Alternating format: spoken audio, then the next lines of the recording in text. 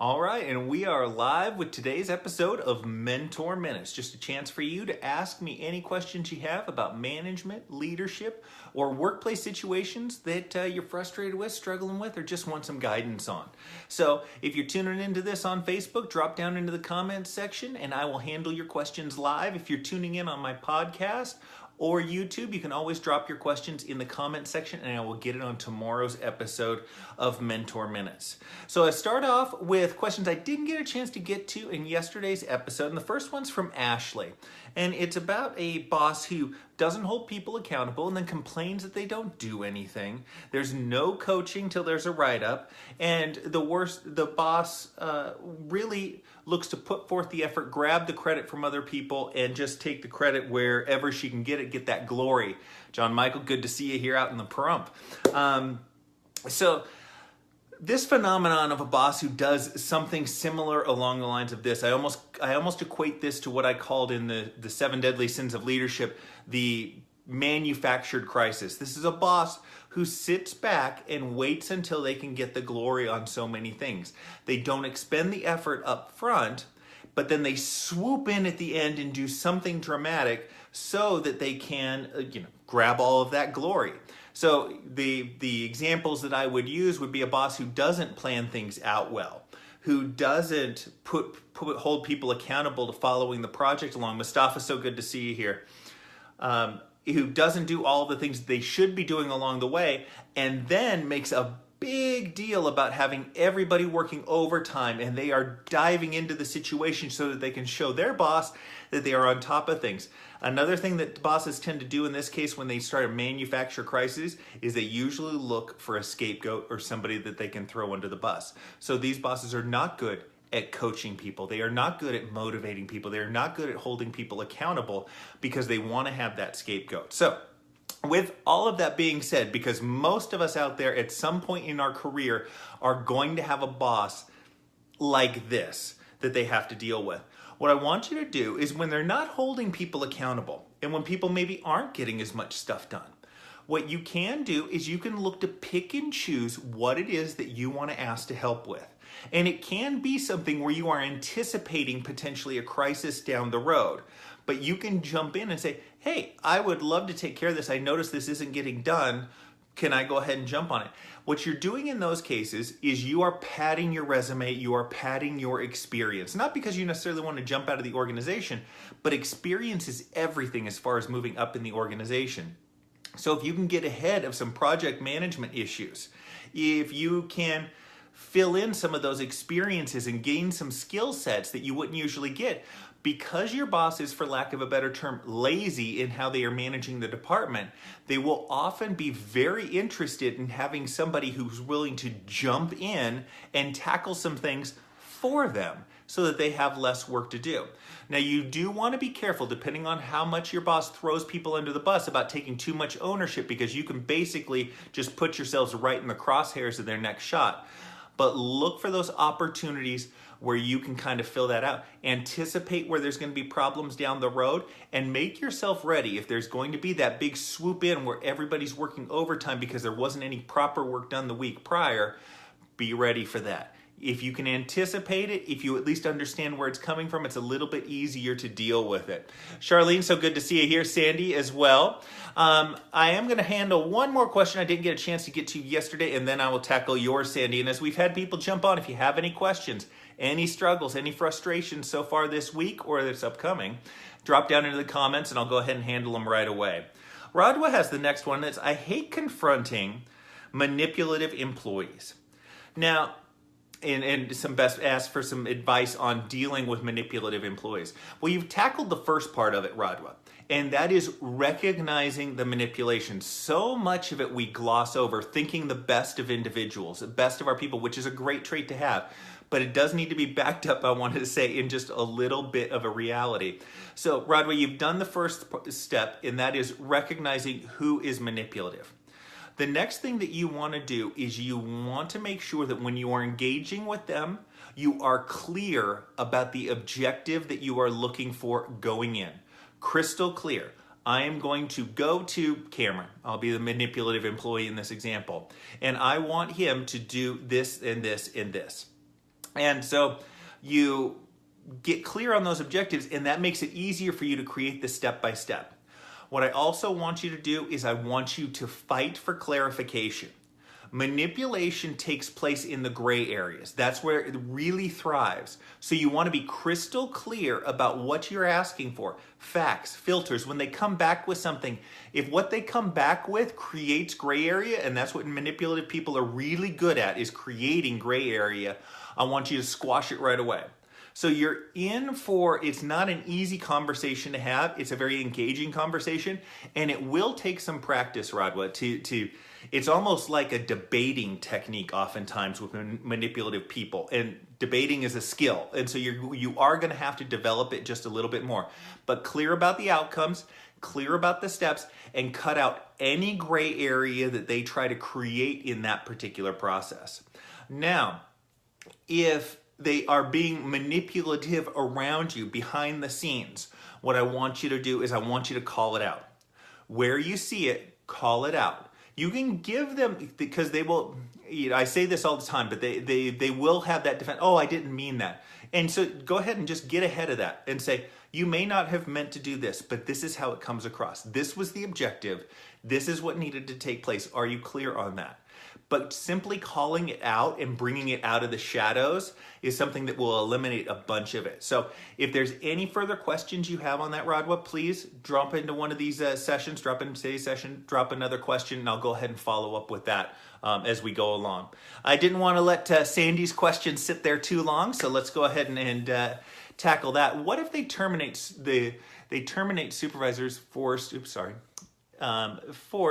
to sign the notice of decision without providing a proof or evidence? Let me reread that one more time, make sure.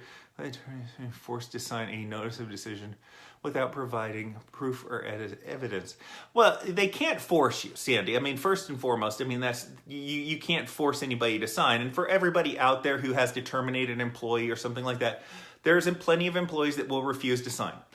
That's fine. You write down refuse to sign on there. But if you disagree with the decision, then you can voice those concerns. Don't sign it. Take it to HR. Follow up with that. Follow through the regular legal recourse channels. The big thing is when you are let go from an organization, and you can see the vice versa on this as well. It's not an environment where you want to necessarily come back into unless you really have to. You want to use that as an opportunity to move on. I don't want to say that bridge has been burned, but it's very difficult to come back from those situations where they've gone to the point of firing you or trying to force you to sign things. That means they really want you out. And it's a situation where you will come back into a place where you're not wanted, quite frankly. So don't sign it if you don't feel like signing it. To a certain extent, it does not matter. And you can take, your concerns up to HR and through the ladder that way. But truthfully, I would, unless you really, really need to, if the job market's tight there, I would look to move on because it's a situation where in the long run, you're going to be happier. Sandy, sorry, that's a tough situation if that is you. Nilanjana has just been promoted yesterday from assistant manager to operations manager. Way to go, Nilanjana. Nice. Congrats. Now I realize that the expectations for me has changed within a day. Yep. I really want to know how I can live up with the expectations. How can I excel in my new role? Great question. And again, congratulations, Nilanjana. The first thing is getting clear with your boss, whether that's a director, whether that's a senior manager, VP, whoever that is. What are the goals of your department and organization? And you may already know these, but it's good to get a fresh perspective given your new role on things. The other question I asked to bring this to fruition is, what would make you thrilled for me to have accomplished in a quarter from now, 3 months from now? Maybe you stretch it out to 6 months. What would make you thrilled for me to accomplish? And then that's what you can tackle. Now you can flip my 5 questions and ask those of your boss. What do you see that's going right in the organization? What do you see that's going wrong? Opportunities we need to take advantage of, problems we need to fix. And you can throw in the last one, how can I help you do your job better? That's always good to be of service to them.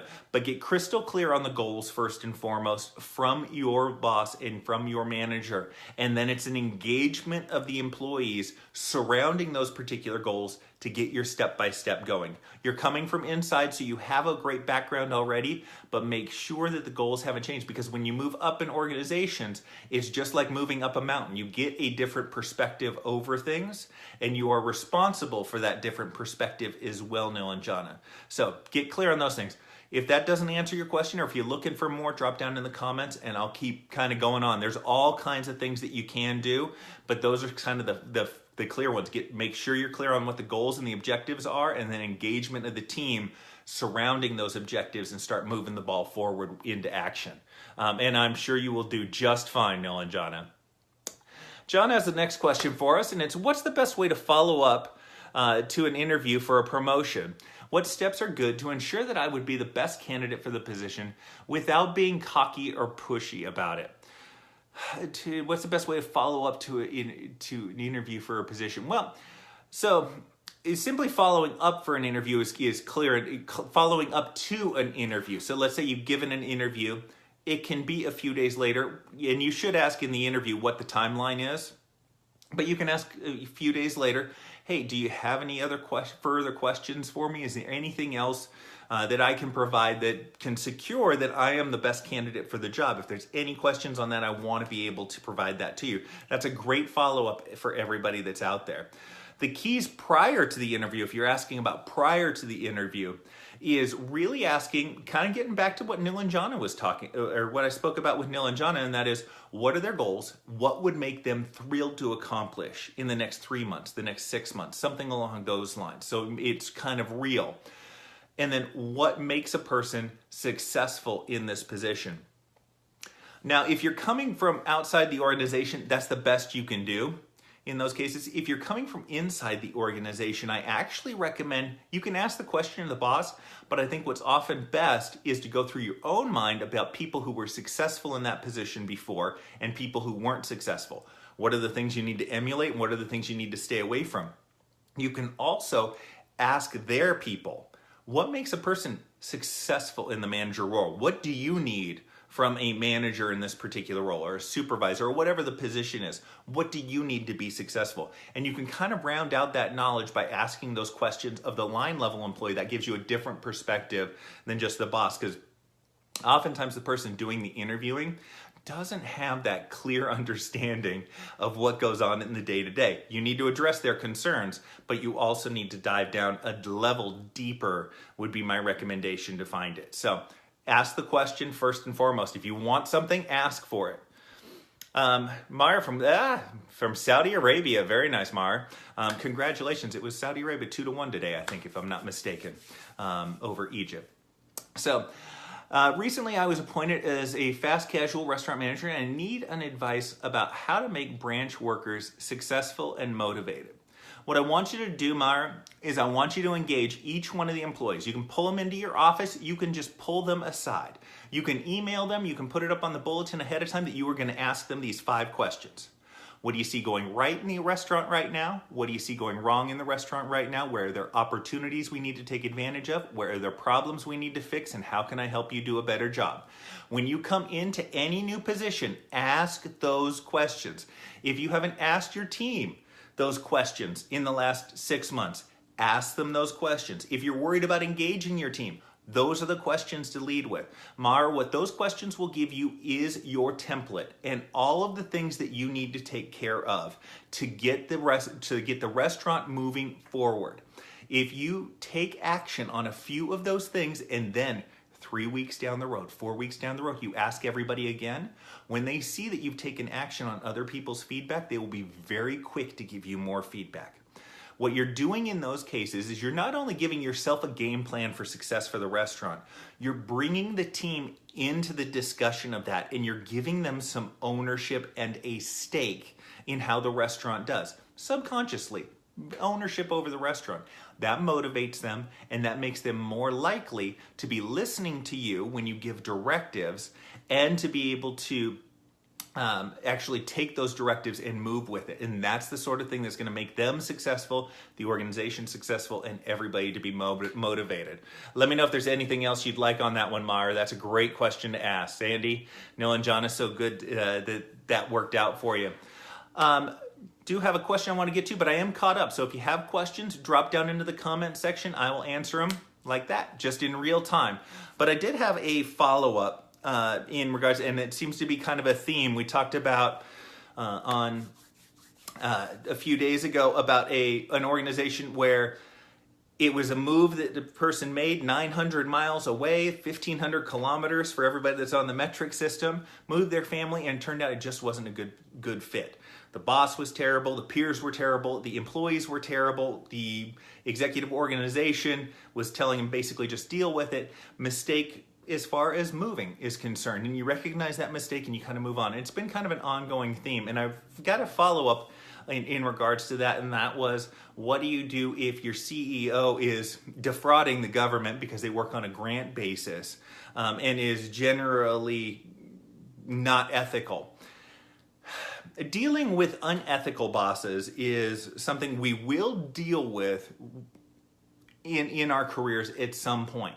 The question is degrees, all right? Because people naturally just want to look for that shortcut and that easy way out of especially difficult situations. And that's why you get that temptation for white lies or just bold lies to push off that pain of that reality. So ethics is something you have to deal with. And it comes in degrees. When you have a boss that lies all the time, that is not a reason necessarily, depending on what they're lying about, to jump ship and leave the company. That's something you deal with. That's something you ask further clarification on so that you're getting through the lies. You canvass everybody else because oftentimes everybody's gotten one small piece of the story, and if you put the pieces together, you get the real story of what's going on.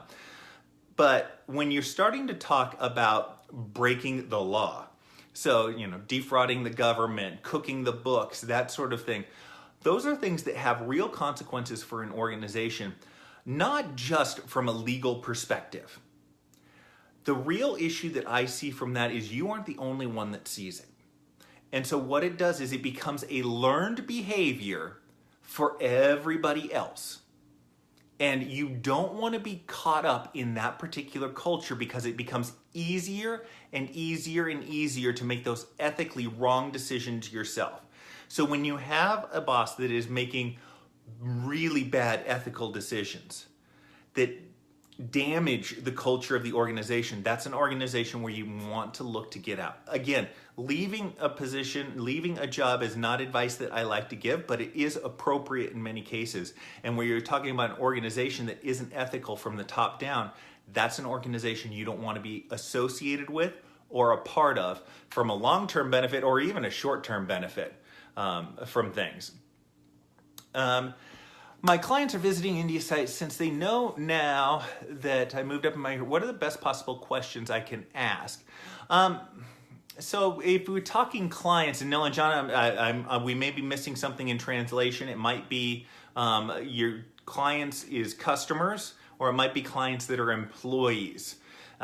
So be clear on that. Actually, drop that down in the comment section. I'm gonna move on to one more, and then I'll follow up on this because it's very different questions you would ask customers versus clients, or customers versus employees. So just follow up with me on there.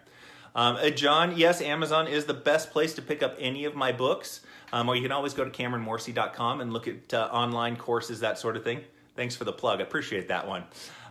Sandy's follow-up question is, what if I did sign my dismissal letter or notice of decision? Can I still file a complaint? Sure. You can always file a complaint. They can present it to you fraudulently. There's all kinds of reasons for that. So absolutely submit a complaint. If you feel like you are not being treated fairly, then you owe it not just to yourself, but you owe it to everybody who comes along afterwards to file that complaint so that there is some cause for the organization to change. So yeah, definitely follow up that complaint.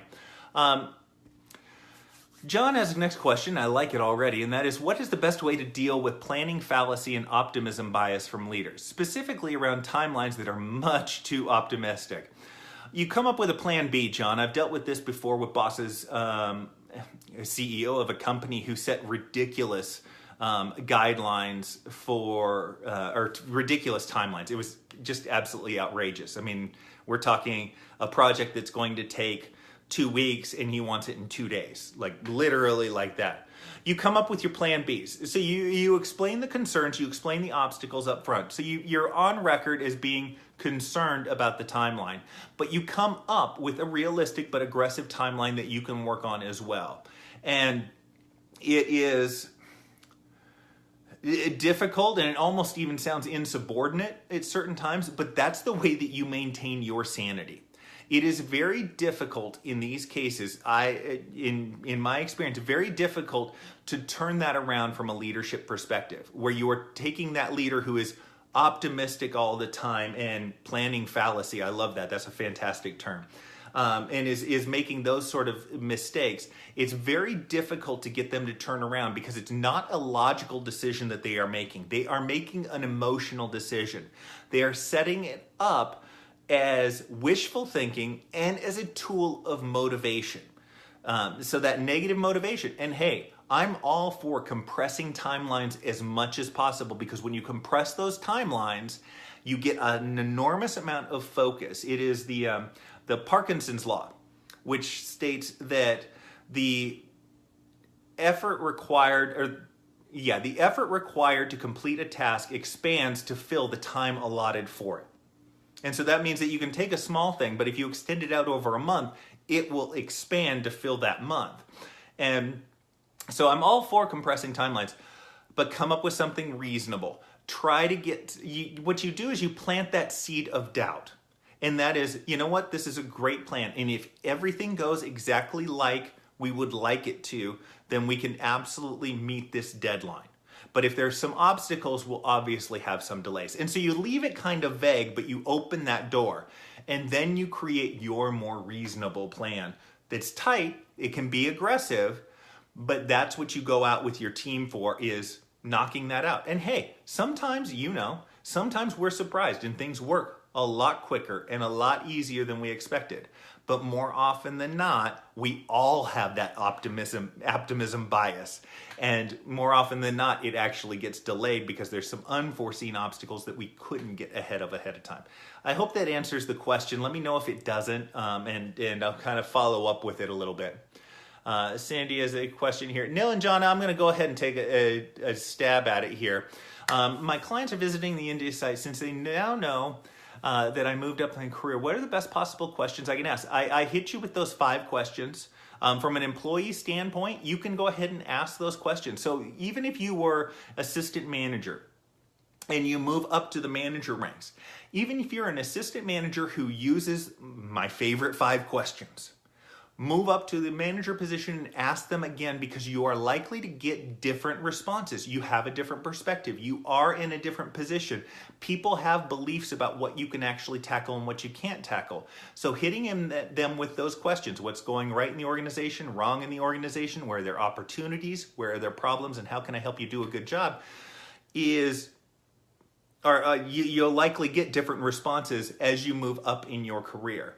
Now, what you can do, and I'll go ahead and throw it out there too for customers, is you can ask them those questions. Those are perfectly valid from a customer standpoint, but you may isolate it a little bit better, and that is, what is something that has frustrated you that we have done? Where did we have a success that you were surprised about, and how can we serve you better? So you tighten it up to 3 questions. You want to be mindful of their time, but the questions are, where was a time where we frustrated you? Where was a time we exceeded your expectations or we were successful? And how can we, serve you better? And realizing the first 2 are kind of opening up the discussion, and then the third one dives kind of that level deeper and is an overarching one. So you lead, I want to say the first 2 questions are the appetizer. You kind of tease them a little bit, you get them talking, and then you hit them with that, how can we serve you better? And hopefully, depending on the customers that you have, you get some good feedback on that, and that gives you your game plan following up. That's the idea. If you want something, if you want what the next steps are, if you want a plan of action, if you're looking for that next action, looking for the right action, ask for it. Ask for it for somebody that's out there.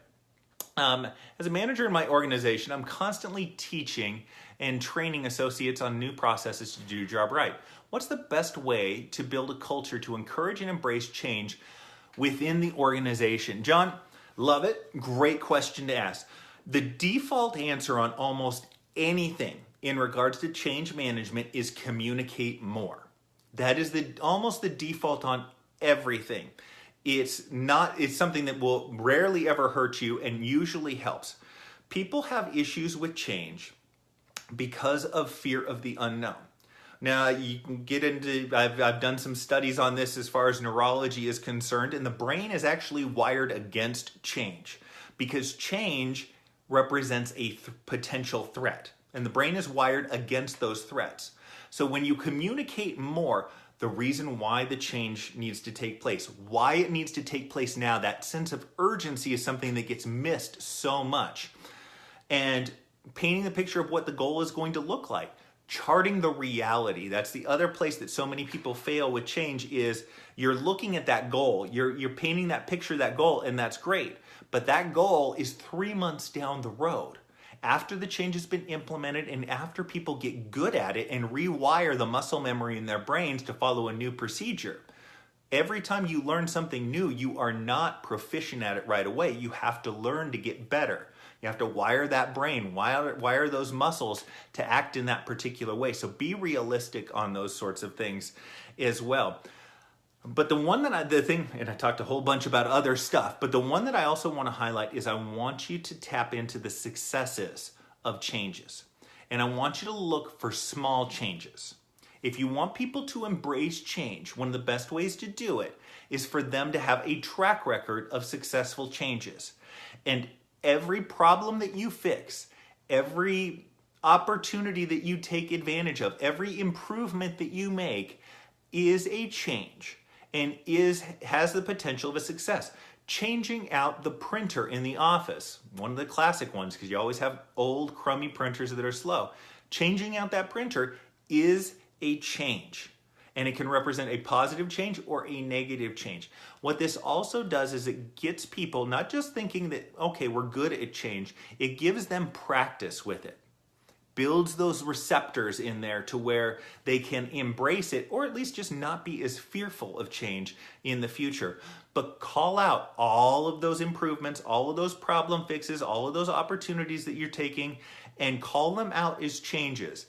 Cement the success, call them out as a success when it is complete. And what you'll have is kind of a mind shift in regards to change so that it's easier for them to tackle the larger changes. So, long diatribe as far as communication was concerned, but really start communicating the successes and looking for those little successes that give them the practice and build those muscles for them so that they don't shy away from change. Maria, so good to see you here. If you're in HR and you have, big question here, and you have your interviewees, something is more substantial, you think, for your company, the one with educational background with a college diploma or the one without a college diploma but has solid experiences? I have asked this based on my experience whereby I'm applying and the HR told me that they don't see my educational background in my resume, to which I responded,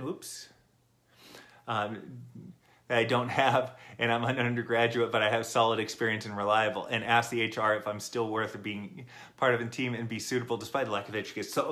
So basically it comes down to the question, and it's a good question, it's one that we have all faced in our life. I know I have personally as well, Maria, and that is, does education matter or does experience matter? And I'll tell you right now, I always come down on the side of experience over education. I have a college degree. And you want to know how much it served me throughout my career? Next to zero. It doesn't matter. I had a business degree. Next to zero. All right. It is a box that gets checked off. So if you want that valuable employee, oftentimes getting the experience is what matters most. Now, there are a couple of factors that play into that, and that is, does the person, for lack of a better term, nobody get offended out there, do they play by the rules? We are supposed to finish high school, get a degree, get a job. If you're looking for the cheats to get into a job right away, maybe that's not the person if you have a very structured organization who's going to be patient and get through some of those levels. That could be a factor in it. It can demonstrate thinking and whether the person has a higher ceiling as far as where they can go within the organization. Now, I think both of those arguments are fairly weak, but they are arguments that are out there, and you could kind of defend them just a little bit. But when I'm looking to hire somebody, I could give a rat's ass about whether they have an MBA or a college degree. I have met plenty of MBAs who are imbeciles. Wouldn't want them in my organization to touch them with a 10-foot pole. It'd be terrible. And I've met lots of people who don't have any college education who are absolutely awesome. So I certainly fall down on the experience side. Now that's great, but I'm not out there hiring you, Maria. So how do you tackle this question? What you look to do, Maria, is you look to find the ties, and they can be very loose and getting very creative with what your background is. So if you have work experience, how does it apply to certain aspects of HR? So, did you train new hires? If you have experience, did you train new hires? If you don't have any job experience, did you tutor anybody? Were you a teacher's assistant? That shows management and leadership. What aspects of it, we prepared this, we planned for this. You look for those opportunities where you can draw those correlations between skills. Being in HR is not rocket science. Being supervisor in most organizations is not rocket science. So you've learned these behaviors over time. So look to make those ties wherever you can to what your experience is, preferably work experience, but you can also branch this out into your educational studies as well. The second thing to do is to tackle the what ifs with what you would do. So can you tell me about a time where you had to fire somebody? And you may not have any experience. You're coming out of college, you haven't had a job, whatever it is. Well, I have never fired anybody personally, but how I would handle that situation is this, and this. So when you look at their job description, when you look at the requirements they're looking for the job, you can either tie some experience to it loosely, or you can tackle it with what you would do in that particular situation. And that's perfectly acceptable. In most instances, and this is just getting real, in most instances, people don't have all of those experiences. They may have 90% of them. They may have 75% of them. But there may be some of those questions where nobody has, none of the 3 applicants that they're being interviewed has ever fired anybody. And so nobody's answering that question with experience. Tell them what you would do. I really hope that helps out. If you need any more follow-on that, definitely hit me up on that. I love talking through interviews and getting jobs. Guys, now you can go fall asleep. Sleeping mode right now. So yes, you can follow up on this one later, Maria. I'm glad to see you here live as well, Givya. Next one is, and actually I kind of dealt with this. If you have any questions, drop them down in the comment section. I will tackle them right away. You're welcome, Maria. Get some sleep, review my answer, and if you have any questions, you can just follow up with me as well. So I do have one last question here, so if you have any questions, drop them down in the comment section. The next one, I kind of actually talked about this a little bit, and that is, how do you actually drive change into the operation? This is a person who went on for a little while on some of the frustrations that they've had with change. And I think for a lot of it is, I'll actually just kind of walk everybody through the stages here. You want to talk through what the goals of the change are, why it needs to take place, why it needs to take place now, and you walk the team through the plan. The more you involve your team in a change, the more successful it's going to be. And this goes all the way back. This isn't me talking. This is the very first, academic studies, thank you. Very first academic studies on change management was done in the late 40s in a clothing factory in Virginia. And what they found was the more that you engaged the team, the more successful the change was, the higher the output was, the quicker it got implemented, and the longer it stayed. So they had 3 different groups, and I'll tell you what those groups were. First group was told about the change, and maybe told why it was important, and then were asked if they had any questions. Very typical. We're all very used to that. Here's what we're going to do. Here's why we're doing it. Do you have any questions? Those groups performed the worst. The next group was brought in, told about the change, told the reason why, gone in a little deeper into the reasons why and the goals behind it, and then they were asked for their suggestions on how to implement the plan successfully. They were brought into the planning process too and asked if they had any advice on how to make the plan more successful. Much better results on that. The last group was brought in and they were told, this is what we need to do. We have a goal of implementing this change, and they created the plan and they helped follow it through all the way from start to finish. They brought it in quicker. They brought it in better performance, actually, as far as the performance metrics were concerned, and it was very durable over time. So if you want a change to be successful, bring your team in. Now, you might not be able to bring everybody in. So what I call is change champions. So bring 3 people in if you have a very big team. Bring in 1 superstar. Bring in 1 person who is going to be a resistor. You want that person in your loop so you know what it is that everybody's going to be thinking negative. Okay? So bring a resistant employee in, bring a superstar employee in, and then the other one, if you have your choices, is the social butterfly that everybody goes to for gossip and talking, because they will be the ones that kind of dictate what the discussion is surrounding that change. Okay, so those are kind of the basics.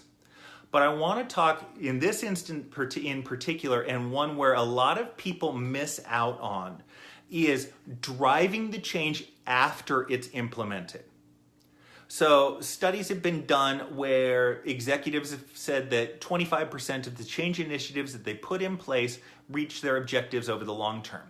But if they ask those same executives how many of them met their initial objectives upon completion of the change, that's 55%. So if you want to double the success that you have with change, all you need to do is make sure you lock in those successes that you have once you've implemented it. Too many project plans and too many change plans stop after the training is over. It takes 21 to 63 days, depending on who you talk to establish a habit. But I never in my career saw a change management plan that extended out for 3 weeks after the change was implemented. And I threw out huge new systems in place for organizations too. So have that project plan. What metrics are you going to look at to guarantee success, to see who's being successful, to see who's struggling, and manage those things? And then that's another opportunity after the change is in place to bring the team in just a little bit more and get that feedback for improving the change. Even just because you've thrown out one change doesn't mean it can't be improved on top of that. So that's the big thing. If you want to drive change and be more successful with changes, handle all of the good stuff as far as communication and engagement with the team is concerned. But the one that I see that everybody misses is after the change is implemented, it just kind of goes away. And that's where you get those bad habits coming back in. So create a plan for managing that change, talking about the change, talking about the successes, relearning, improving it in the 3 weeks, the 4 weeks, the 5 weeks, the 6 weeks after the fact, and then you lock in that success. And that can be a huge benefit for you. Shar, glad you tuned in during lunch. Yes, I came from the first step of the ladder, and now I've reached the ceiling and looking for better opportunities where I can share my skills and knowledge. So I think this you can leverage to offer to with the company I'm applying right now. Big help and advice that you've provided. Until next time. Good. Thanks, Maria. I'm so glad that you liked it. So I'm going to give 10 seconds. If anybody else has any questions, mentor classes, I'm definitely signing up. Super customized. Thanks, Jonna. Again, appreciate that shout out. And yes, anybody who likes what I'm talking about here, I do work one-on-one with employees in a little bit more of a developed program for you to tackle everything exclusively. You can find that on my website, CameronMorsey.com, and it'll move you over to where you need to go for mentoring. But 10 more seconds here, and then I will sign off for today. So any questions, drop them down. Again, if you're tuning into this late, you missed the live session, no problem. Drop into the comments. That's where I got actually the first couple of questions I dealt with today were people that jumped on afterwards. So drop them down in the comment section. I'll get to them tomorrow. And of course on the podcast or YouTube, any comments you put in there, I jump on at the front of tomorrow's episode. So thanks everybody for tuning in. Really appreciate you. These sessions are always fun for me as well. And I will see you all tomorrow. Take care. Bye-bye.